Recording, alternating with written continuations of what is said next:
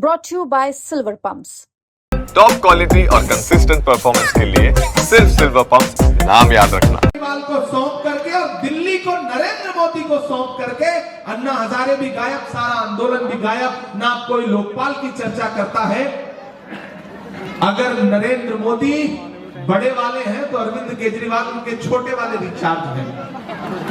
इसलिए अपने दिमाग से मुगालता निकाल दीजिए कि वो आपके हमदर्द हैं।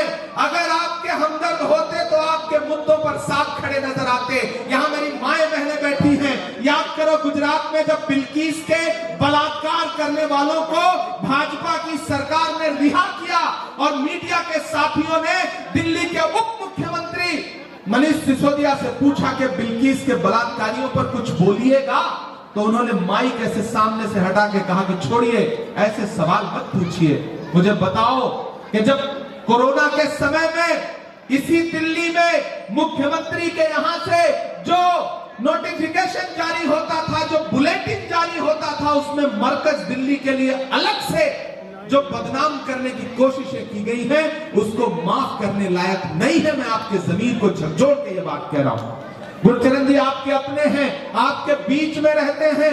एक तरफ बग्गा जी को आपने 10 साल मौका दिया, अब मैं आपके सामने ये कहने आया हूं कि एक बार गुरचरण सिंह जी को मौका दीजिए। मैं अपने अक़लियत के साथियों से कहना चाहता हूं, और उसमें सरदार भाई भी हैं, मुस्लिम समाज के भी लोग हैं। मैं दोनों साथियों से कहना चाहता हूं, खास तौर से अपने सरदार भाइयों से कहना चाहता हूं कि याद करिए 2013 और 14 का वो दिन जब इस देश के सबसे शानदार प्रधानमंत्री डॉक्टर मनमोहन सिंह से आपके बारे में यही अरविंद केजरीवाल, यही आम आदमी पार्टी के लोग क्या क्या कहा करते थे।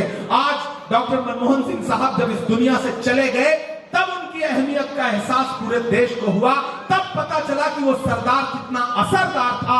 आज अरविंद केजरीवाल भी उनके लिए बोल रहे हैं, आज आतिशी जी भी बोल रही हैं। लेकिन मुझे बताओ सरदार समाज के लोगों, सिख समाज के लोगों, कि इन्हीं अरविंद केजरीवाल ने डॉक्टर मनमोहन सिंह साहब के बारे में क्या क्या भला बुरा नहीं बोला, शीला दीक्षित जी के बारे में क्या क्या भला बुरा नहीं बोला।